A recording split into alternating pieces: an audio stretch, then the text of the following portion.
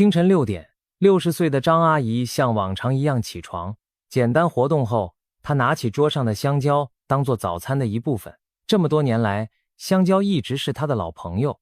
一方面，早年朋友告诉她香蕉能润肠通便，缓解便秘；另一方面，她也听说香蕉富含营养，对心脏有好处。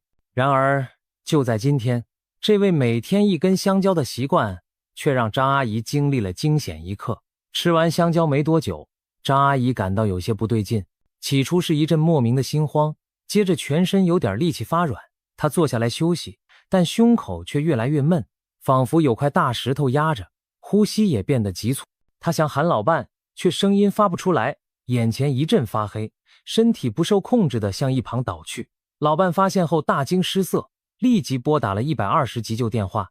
幸好救护车及时赶到，医护人员紧急处理后，张阿姨转危为安。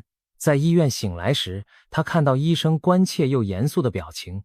医生劝告说，张阿姨身体对香蕉中的钾元素过于敏感，以后香蕉可得少吃。听了这话，张阿姨一脸愣怔，香蕉不是公认的健康水果吗？每天吃香蕉怎么反倒出了问题？难道年过60真的要远离香蕉？香蕉竟然会成为害人水果吗？先别急着把家里的香蕉全扔掉，我们有必要弄清楚香蕉的两面性。香蕉之所以一直被视作健康食品，是因为它的确富含多种人体需要的营养。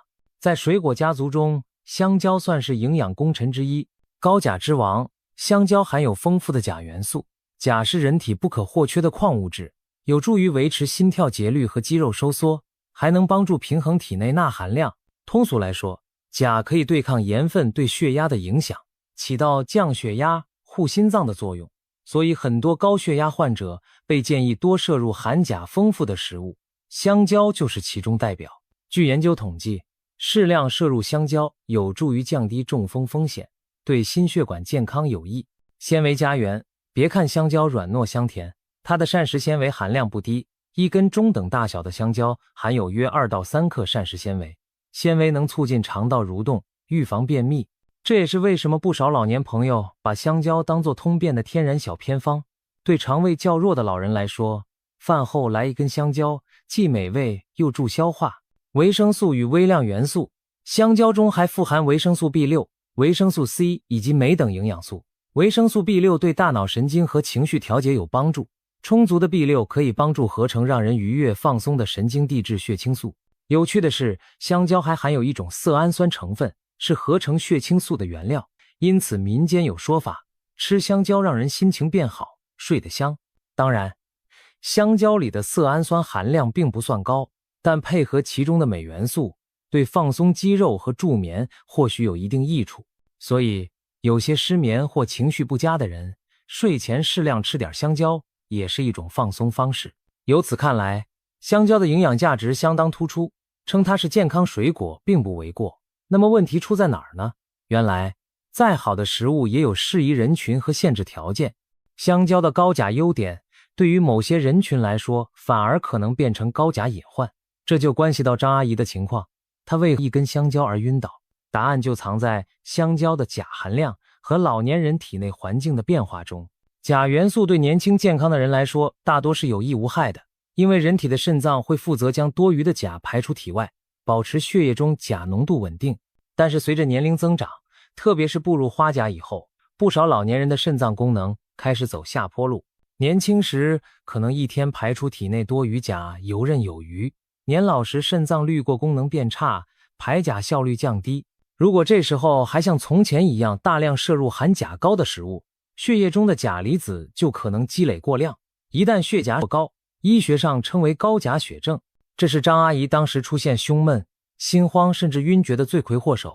钾离子过多会干扰心脏的电信号传导，导致心律失常，心跳变得不规则、过缓甚至突然停止。张阿姨当时胸口发闷、眩晕，就是心律紊乱、供血不足的表现。再严重下去，可能引发心脏骤停，危及生命。难怪医生会郑重其事地提醒她少吃香蕉。除了自然衰老导致的肾功能下降，一些患有慢性肾病或服用某些药物，如保钾利尿剂、ACE 抑制剂等降压药的老人，更容易出现血钾升高的问题。这些情况下，对钾的摄入就要格外小心。香蕉作为常见的高钾水果，在这类人群中就成了需要控制分量的食物。听到这里，很多老人家可能犯难了，难道以后真要跟心爱的香蕉说再见吗？其实大可不必因噎废食，香蕉本身没有错，关键在于吃法和食用量。真相是，绝大多数健康的老年人并不需要彻底远离香蕉，但要学会适度适量。对一般60岁左右、肾功能正常的老人来说，每天吃半根到1根香蕉是安全的，也是有益健康的。比如早上吃半根香蕉加入燕麦粥，或者午后当作加餐吃1根小香蕉，都不会有什么问题。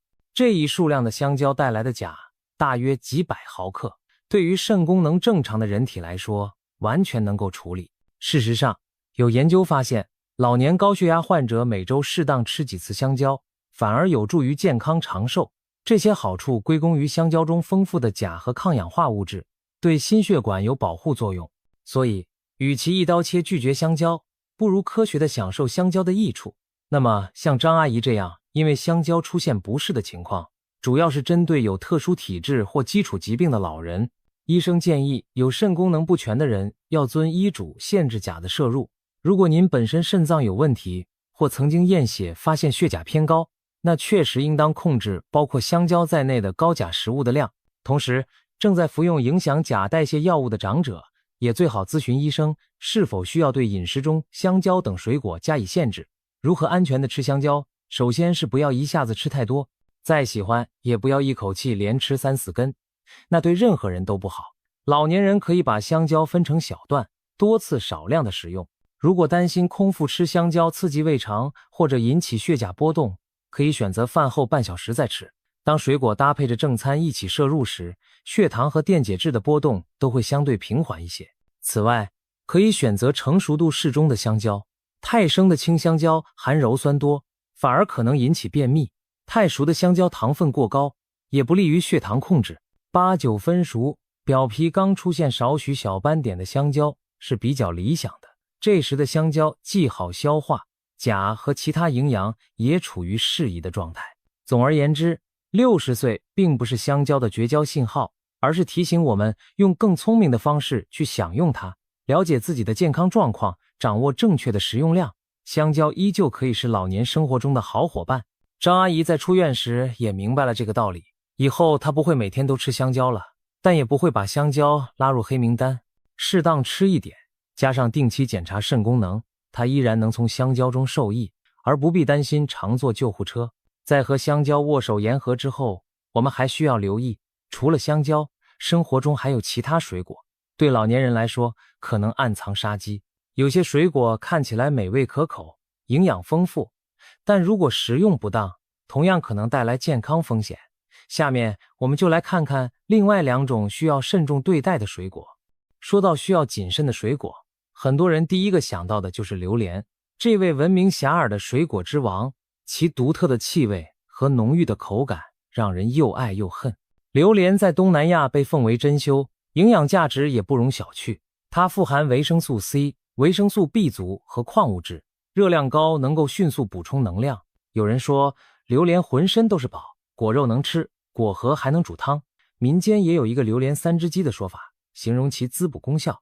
听起来榴莲简直是对身体大有裨益的补品，但是凡事有度，榴莲的营养密度高，隐患也藏在其中。尤其对于上了年纪的人，榴莲的某些特质可能成为健康陷阱。首先，榴莲是少见的高糖高脂水果。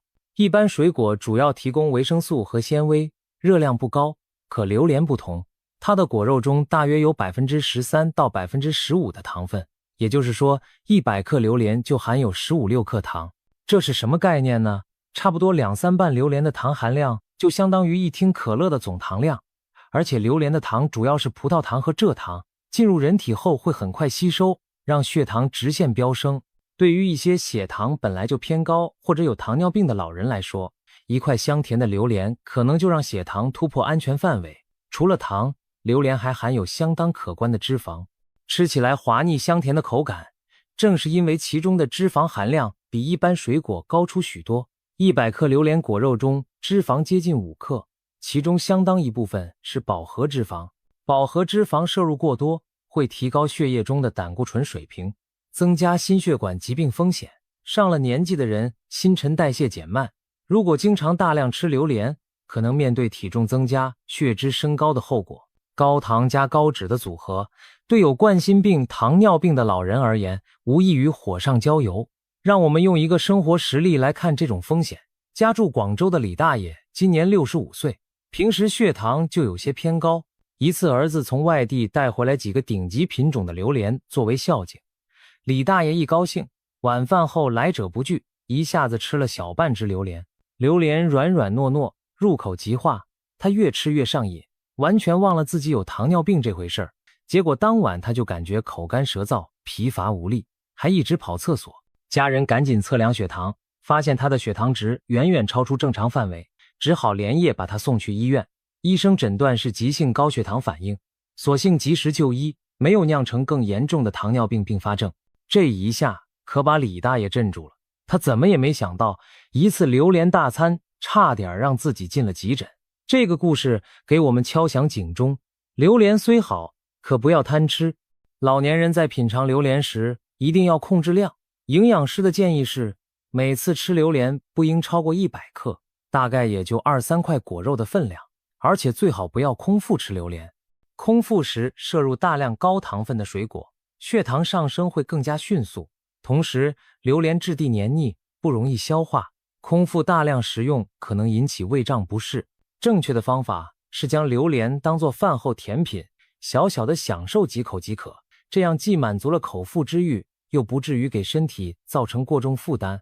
有些老人可能还听过一种说法，榴莲吃多了会上火。中医里的上火指的是燥热症状，比如长痘、喉咙痛、便秘等等。其实从现代营养来看，上火在某种程度上对应了摄入过多热量和糖分后的身体反应。榴莲吃多了，热量堆积，体内代谢紊乱，自然容易出现各种不适，尤其是本身有高血压或心血管问题的人，过量榴莲会让心跳加快，血压波动，感觉身体发热难受，这和上火的描述不谋而合。另外一个广为流传的提醒是，榴莲不可与酒同食，民间传说两者一起吃会引发中毒甚至猝死。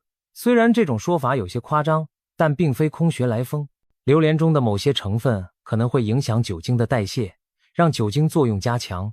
有报道指出，个别人吃了大量榴莲又喝酒后，出现了酒精中毒的症状。所以为安全起见，老年人更要避免榴莲佐酒的搭配，毕竟酒精本身对老年人体质就不友好，再加上榴莲的负担，无疑雪上加霜。当然，我们并不是要妖魔化榴莲，事实上，榴莲富含的营养，比如维生素和抗氧化物质，适当摄取对身体还是有益的。对于爱吃榴莲的老年朋友，完全不碰也没必要，关键在于点到为止，每次少吃一点，不要天天吃，更不要和其他高糖高脂食物同时大量摄入。比如吃了榴莲那天，主食或甜点就适当减少，以平衡总热量摄入。又或者干脆和家人分享，一小块榴莲分成几份，全家人都尝个鲜，这样每个人摄入的量都很有限，也增进了家庭乐趣。榴莲的魅力固然难挡，但为了不把美味变祸害，长者们务必管住嘴，悠着点享用这水果之王。记住，哪怕再美味的水果过量了，都可能成为健康的隐患。控制好分寸，榴莲仍然可以是您生活中的一抹甜蜜，而不至于发展成需要救护车收场的悲剧。说完了分量十足的榴莲，我们再来看一种貌不惊人却同样需要谨慎对待的水果——荔枝。每年夏天，市面上红彤彤的荔枝总是令人垂涎三尺。荔枝肉质晶莹，香甜多汁，自古以来就是备受喜爱的佳果。唐朝诗人杜牧的一句“一骑红尘妃子笑，无人知是荔枝来”，道尽了杨贵妃对荔枝的钟爱。苏东坡也有诗云：“日啖荔枝300颗，不辞长作岭南人。”可见古人对荔枝的推崇和喜爱，恨不得每天吃上好几百颗。然而，古人诗句里的夸张之词若是当真，放在今天可有点危险了。一天真的吃下300颗荔枝，别说普通人吃不消，对于老年人来说，恐怕早把血糖和身体给掏空了。荔枝个头不大，乍一看似乎不像榴莲那样有凶猛的热量和糖分，但实际上，荔枝是个不折不扣的高糖水果，鲜荔枝的含糖量约在 15% 左右，也就是说10颗左右的荔枝就相当于吃进了将近30克的糖。这些糖分主要是果糖和葡萄糖的混合，非常甜蜜，也非常凶猛。因为果糖在肝脏代谢容易转化为脂肪和尿酸，葡萄糖则直接让血糖升高。对于年纪大的朋友来说，有2个主要隐患需要注意，一是血糖升高风险，老年人的胰岛功能和胰岛素敏感性往往不如年轻人，调节血糖的能力减弱。一次吃太多荔枝会让血糖在短时间内迅速攀升。虽然荔枝比起纯糖果稍好一些，含有少量纤维和维 C， 但高糖带来的血糖波动依然不可小觑，特别是那些已有糖尿病或血糖偏高的老人，大量吃荔枝可能导致餐后高血糖失控。临床上，每年夏天都不乏因为吃荔枝过量而引发高血糖甚至酮症酸中毒的案例。有些老人觉得水果是天然的，不像蛋糕糖果那么不健康，于是毫无顾忌地一连吃几十颗荔枝，结果出现极度口渴、疲倦、尿频等高血糖症状，不得不到医院求助。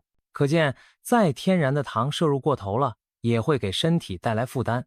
二是尿酸和痛风隐患。许多人知道海鲜、啤酒等嘌呤高的食物会让尿酸升高，引发痛风，却想不到甜甜的水果也有这个问题。荔枝所含的果糖在代谢过程中会产生嘌呤，并进一步转化为尿酸。如果短时间摄入大量果糖，尿酸水平可能飙升，诱发痛风发作。尤其是本来尿酸就偏高或者有痛风史的老人，更要小心荔枝甜蜜的陷阱。曾有位王阿姨患痛风多年，控制的还算稳定。一次她孙女给她剥了一大盘荔枝，王阿姨一高兴吃了个饱，结果没过2天，大脚趾关节红肿疼痛，痛风又找上门来。她很疑惑，最近并没吃海鲜和啤酒，怎么痛风说来就来？医生询问饮食后指出，元凶正是她那天吃的过量荔枝。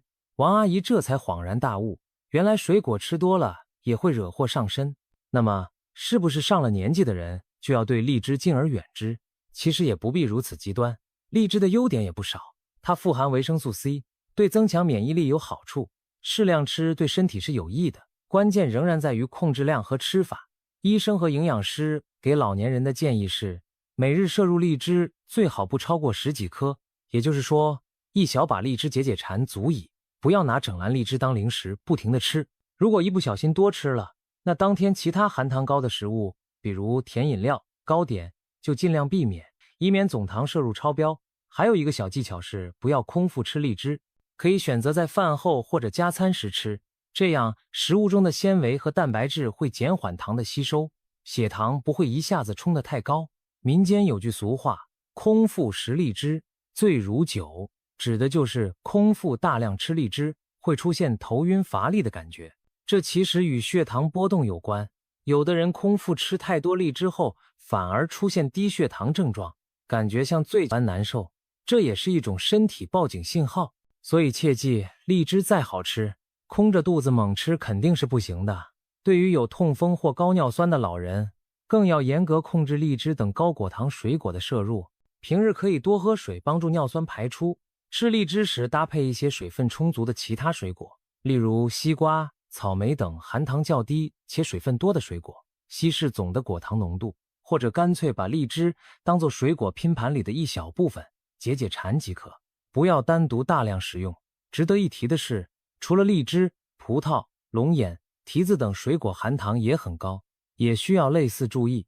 比如葡萄每100克含糖约16克，而且多为直接的葡萄糖，升血糖效果非常迅猛。很多老人夏天喜欢吃冰镇葡萄，一不留神吃上一大串，血糖可能就超标了。龙眼、桂圆和荔枝是亲戚，糖分同样惊人，也应适可而止。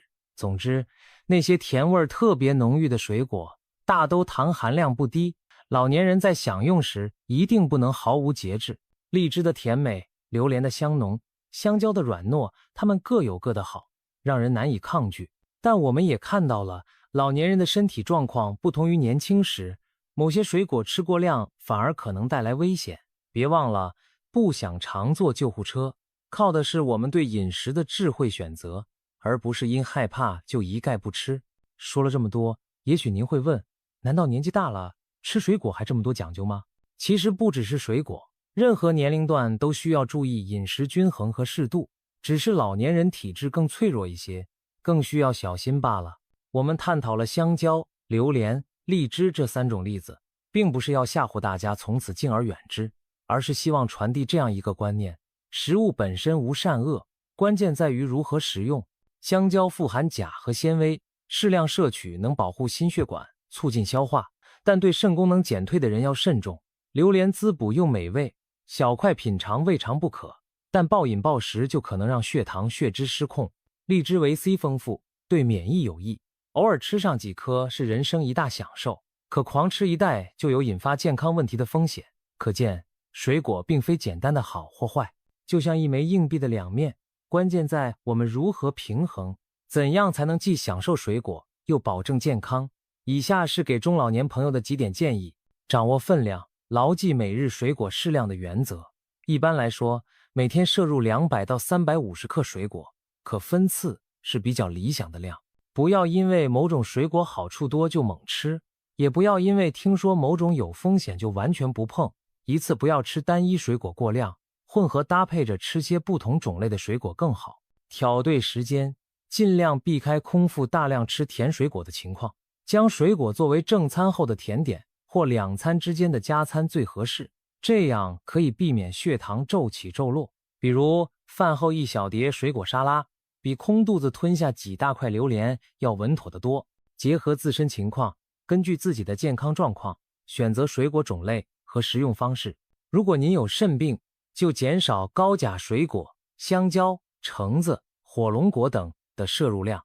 如果您有糖尿病或血糖偏高，就优先选择含糖较低的水果，例如苹果、柚子、莓类。高糖水果要严格限量。